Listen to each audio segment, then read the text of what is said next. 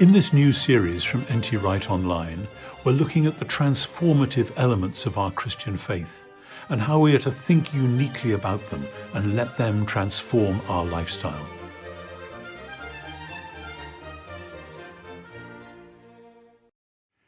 선교의 사명과 전도. 많은 기독교인들이 성경을 읽기 시작할 때 마태복음을 읽는 이유는 단순합니다. 신약 성경의 첫 부분이 마태복음이기 때문입니다. 마태복음은 굉장히 많은 내용을 한꺼번에 다루고 있으며 다양한 주제를 다루고 있습니다. 하지만 1장 초반에 임마누엘로 예수님을 소개하는 부분과 28장 마지막에 나오는 지상명령으로 앞뒤가 하나로 이어져 있습니다. 1장에서 소개하는 것은 다음과 같습니다. 메시아가 태어날 것이고 그 이름은 예수가 될 것인데 그는 자기 백성을 죄에서 구원할 것이며 처녀가 잉태하여 아들을 낳을 것이고 그 이름은 임마누엘, 즉 하나님이 우리와 함께 계시다라는 이사야의 예언을 성취할 것이라고 말합니다. 그리고 마태복음의 마지막에선 부활하신 예수님께서 제자들에게 내가 세상 끝날까지 너희와 항상 함께 있으리라라고 말씀하십니다. 이 1장의 말씀과 마지막 28장의 말씀 안에 예수님이 누구인지, 예수님이 어떤 분이셨고 지금도 어떤 분이신지에 대한 놀라운 계시가 담겨 있습니다. 부활하신 예수님께서 제자들에게 하신 하늘과 땅의 모든 권세를 내게 주셨으니 그러므로 너희는 가서 모든 민족을 제자로 삼아 아버지와 아들과 성령의 이름으로 세례를 베풀고 내가 너희에게 분부한 모든 것을 가르쳐 지키게 하라. 볼지어다 내가 세상 끝날까지 너희와 항상 함께 있으리라라고 말씀하신 마태복음의 마지막 부분을 우리는 지상명령이라고 부르기도 합니다. 맨 처음에 하나님이 우리와 함께 계시다라는 임마누엘 약속은 이제 예수님이 하늘과 땅의 모든 권세를 가지셨고 그분이 세상 끝날까지 제자들과 함께 하신다는 말씀으로 반복됩니다. 하늘과 땅의 모든 권세가 그분께 주어졌습니다. 저는 우리 서구 기독교인들이 예수님이 하늘의 모든 권세를 가지고 있다고 생각하는 데는 익숙하지만 예수님께서 지상에서도 모든 권세를 가지고 있다고 말하는 것이 무엇을 의미하는지 잘 생각하지 못한다고 생각합니다. 그러나 예수님은 다니엘서 7장에 나오는 두 구절, 즉 인자 또는 인자와 같은 분이 하나님의 세상을 황폐화시킨 어둠과 악의 세력인 내 짐승들을 다스리기 위해 승천하신다는 구절을 통해 그 의미를 되새기고 계십니다. 그리고 인자가 승천하여 옛적부터 계신 이의 우편에 앉으시고 그에게 권세와 통치권과 능력이 주어져 모든 민족과 나라와 언어가 그를 섬기게 됩니다. 다니엘 7장 13절 내가 또 밤 환상 중에 보니 인자 같은 이가 하늘 구름을 타고 와서 옛적부터 항상 계신 이에게 나아가 그 앞으로 인도되매 그에게 권세와 영광과 나라를 주고 모든 백성과 나라들과 다른 언어를 말하는 모든 자들이 그를 섬기게 하였으니 그의 권세는 소멸되지 아니하는 영원한 권세요. 그의 나라는 멸망하지 아니할 것이니라. 그리고 역대기의 마지막 부분에서 페르시아 왕 고레스는 이렇게 말합니다. 하늘의 신 여호와께서 세상 만국을 내게 주셨고 나에게 명령하여 유다 예루살렘의 성전을 건축하라 하셨나니 너희 중에 그의 백성된 자는 다 올라갈지어다. 너희 하나님 여호와께서 함께 하시기를 원하노라. 이것은 마태복음에 쓰여 있는 말씀과 동일합니다. 다만 예수님은 실제이시고 과거 페르시아 왕 고레스는 다가오는 현실을 패러디한 것에 불과하다는 것이 다를 뿐입니다. 예수님은 하늘과 땅의 모든 권세를 가지고 계십니다. 하지만 그것은 어떤 모습일까요? 우리 세상에서는 누군가가 책임자가 되면 한 나라 안에서는 경찰을 보내서 자기 뜻을 관철시키거나 국제관계에서는 탱크를 보내서 자기 뜻을 관철시킵니다. 그것은 산상수훈의 방식이 아니며 지상명령의 방식도 아닙니다. 예수님의 방식은 산상수훈을 통해 화평케 하도록 부름받은 사람들을 통해 그리고 정의를 갈망하도록 부름받은 사람들을 통해 하나님을 생각하지 않거나 심지어 미워하는 사람들에게까지 하나님의 선이 미치도록 하는 것입니다. 하나님은 이런 하나님의 뜻을 이루도록 부름받은 사람들과 함께 하나님의 세계 주권을 실행에 옮기십니다. 이러한 하나님의 뜻을 이루는 실제적인 모습을 죄인들을 치유하고 죄인들과 함께 잔치를 베푸시면서 예수님이 공생의 기간 동안에 보여주셨습니다. 그러므로 온 세상으로 가서 제자를 삼으라는 예수님의 명령은 우리도 그렇게 해야 한다는 말입니다. 이것이 바로 제자를 삼는 새로운 세상의 시작입니다. 물론 여기에는 예수님이 세상의 주님이라는 사실을 알리는 것이 포함됩니다. 사람들은 예수를 따르는 사람들이 전혀 예상치 못한 장소에서 예상하지 못한 방식으로 치유하고 축하하고 잔치를 벌이는 등 이상한 일을 하는 것을 보면 왜 이런 일을 하느냐고 물어볼 것입니다. 그 대답은 우리는 예수라는 사람을 따르고 있는데 그분은 아무 희망도 없고 아무것도 없는 곳에 가서 사람들을 치유하고 새 생명을 가져다 주셨다고 말하는 것입니다. 제자는 배우는 자를 말합니다. 예수님의 삶의 방식을 배우는 자, 하나님 나라를 이루는 예수님의 방식을 배우는 자를 의미합니다. 그리고 그 과정에서 세례를 베풀어야 합니다. 제자들은 예수님이 누구신지 알게 되면서 성부와 성자와 성령의 이름으로 세례를 받고 하나님이 누구신지, 예수님에게 일어난 일, 그의 죽음과 부활에 대한 모든 진실을 삶에서 현실로 가져옵니다. 그리고 그들은 동료 제자들과 함께 그 믿음, 즉 성부, 성자, 성령에 대한 믿음, 예수님의 죽음과 부활을 통해 하나님의 새로운 세상이 탄생했으며 그분 자신이 임마누엘로 그들과 함께 계시다는 그 믿음에 따라 형성된 공동체를 형성하게 됩니다. 이것이 서구 교회에서 전도에 대해 생각해온 것과 어떻게 일치할까요? 선교와 전도를 굳이 비교하자면 글쎄요. 선교와 그 선교에 대한 사명이 전도에 비해 더 큰 현실이라고 말할 수 있습니다. 즉 선교란 성령께서 우리에게 지시하시는 모든 일을 하는 것, 즉 하나님의 새 생명, 새 피조물을 하나님의 세상에 실현하는 것을 의미합니다. 그것은 푸드뱅크를 운영하는 것을 의미할 수 있습니다. 또 아프리카에 가서 우물을 파는 것을 의미할 수도 있습니다. 완전히는 아니더라도 거의 희망이 없던 지역사회에 새 생명을 불어넣는 모든 종류의 일을 하는 것일 수도 있습니다. 그러나 그 가운데에는 이 일을 위해 특별히 부르심을 받았거나 하나님의 특별한 소명을 받은 사람들이 있을 것입니다. 그런 사람들에게는 예수님을 분명하게 말하고 친한 친구를 소개하듯 그들에게 예수님을 소개하는 일이 필요합니다. 따라서 선교는 새로운 창조의 전체 작업입니다. 그리고 전도는 그 중 하나의 초점입니다. 물론 전도는 예수님을 친구로서가 아니라 주님이자 주인으로 알리는 것을 의미합니다. 그분은 모든 권세를 가지신 분이자 우리에게 그 권세를 나눠주신 분입니다. 예수님은 주권자이시면서 동시에 우리의 친구라는 사실이 예수님을 아는 것의 핵심이자 역설입니다. 상상하기 어렵다면 마태복음에 나온 다음과 같은 사실을 몇 번이고 반복해서 살펴보시면 됩니다. 예수님은 하나님의 아들이시고 이 세상을 구원하시기 위해서 오신 분이시지만 권력자와 괴롭히는 자들에게 무력으로 맞서지 않으셨습니다. 하나님에게는 다른 방법이 있다는 메시지로 맞서셨습니다.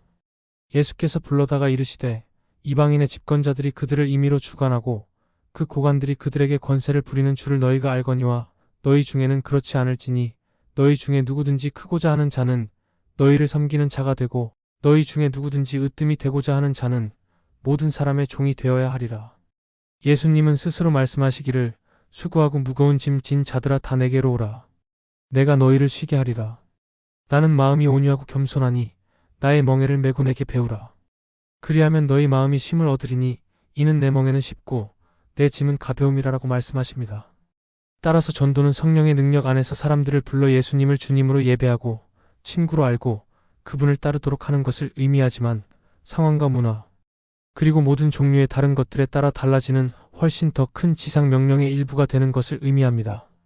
따라서 전도는 지상 명령에 포함되지만 지상 명령은 더 넓은 의미에서 산상수훈을 통해 세상을 변화시키는 백성을 구성하고 그 세상의 중심이 되는 임마누엘이신 예수님의 삶을 현실화하는 이 땅에 도래한 하나님 나라를 실현하는 것입니다.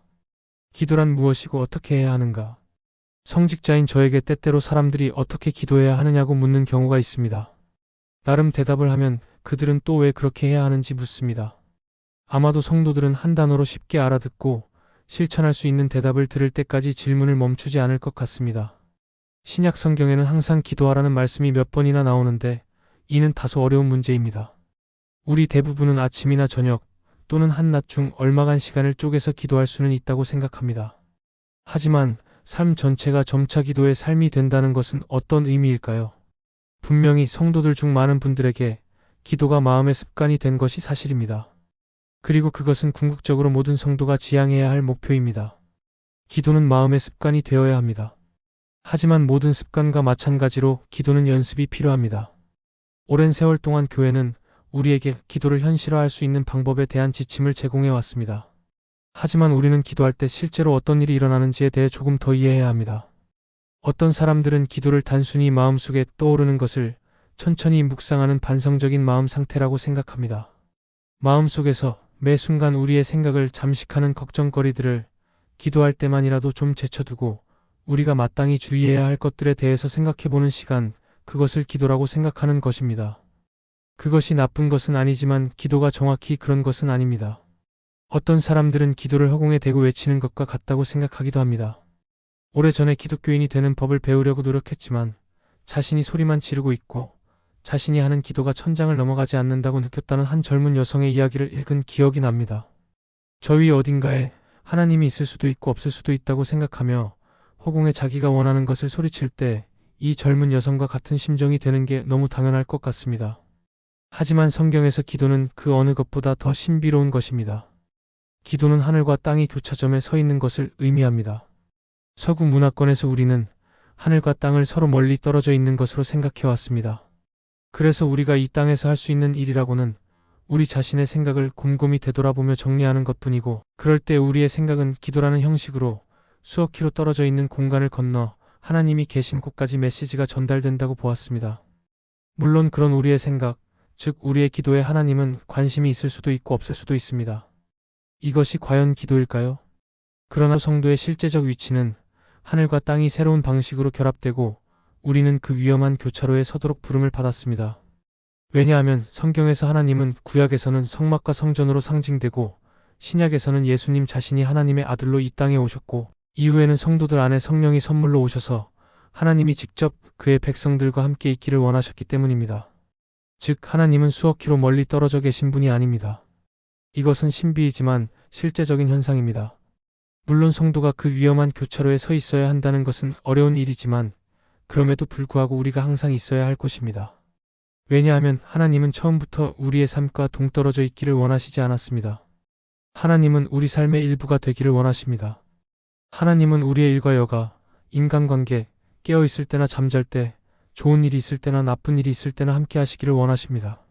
그리고 무슨 일이 일어나든 우리는 그 모든 것 안에서 그리고 그 모든 것을 통해 예수님의 임재와 성령의 영향력을 인식하는 마음의 습관을 길러야 합니다. 그래서 세상의 구체적인 일들에 대한 구체적인 기도는 말 그대로 한 손에는 하나님의 사랑과 능력과 자비를, 다른 한 손에는 세상의 고통과 두려움과 수치와 공포를 들고 하늘과 땅이 교차점에 서 있는 것을 의미합니다. 저는 지금 뉴스에서 전쟁과 전쟁에 대한 소문이 난무하는 시기에 이 글을 녹음하고 있습니다. 우리는 텔레비전을 보며 어떻게 이런 일이 일어날 수 있을까 생각하죠.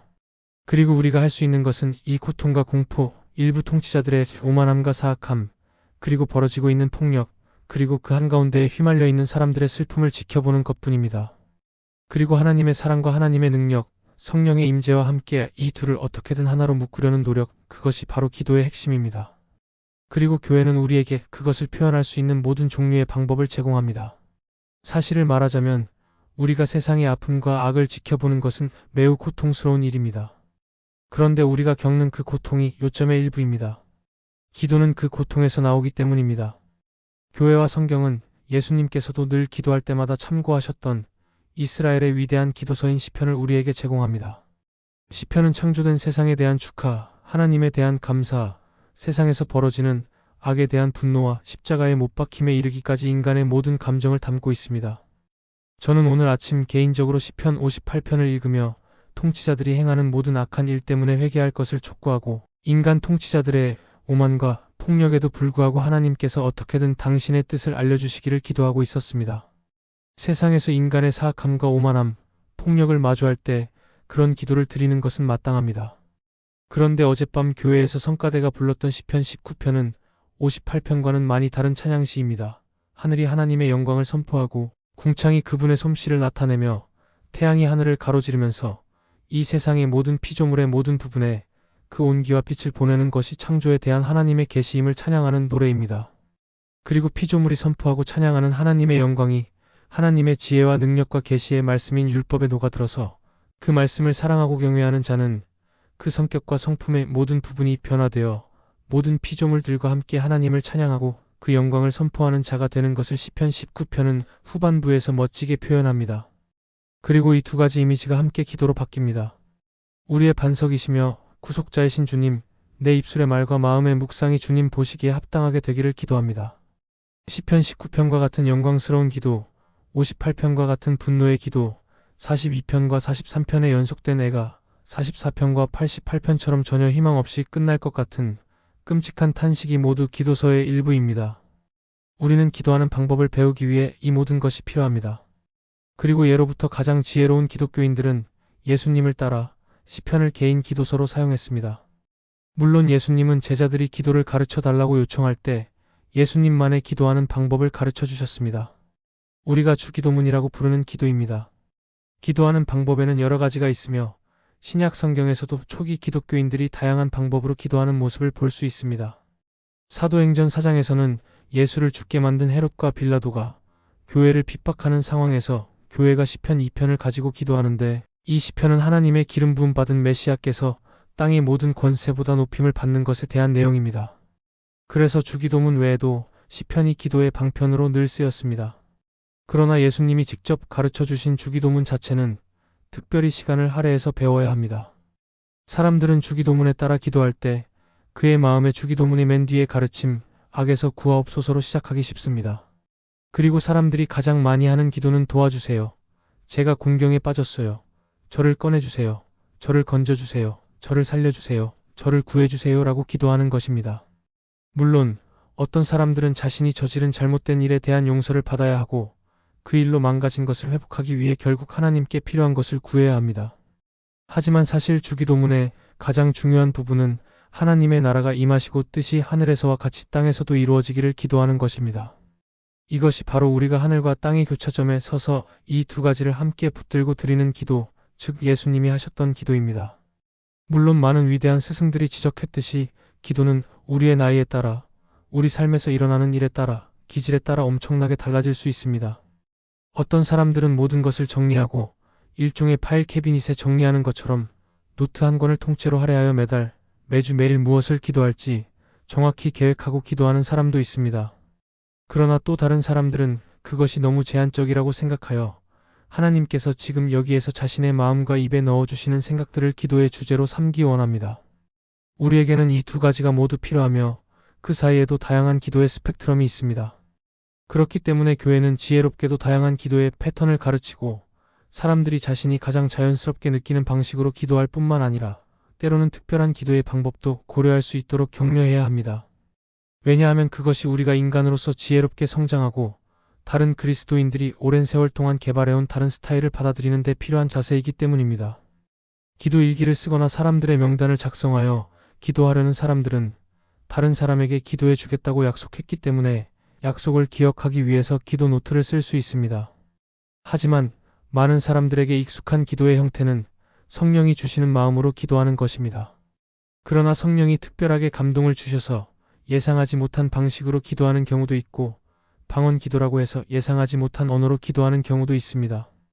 이런 경우는 마치 로마서 8장의 26절에 나온 말씀처럼 성령도 우리의 연약함을 도우시나니 우리는 마땅히 기도할 바를 알지 못하나 오직 성령이 말할 수 없는 탄식으로 우리를 위하여 친히 간구하신다라는 말씀처럼 된 것입니다. 그러나 이런 경우라 할지라도 우리는 하나님께서 우리와 함께 하시기를 원하시고 또한 하나님께서 우리가 그렇게 하늘과 땅의 교차점에 서 있기를 원하신다는 것을 인식해야 합니다. 이 모든 기도는 과연 효과가 있을까요?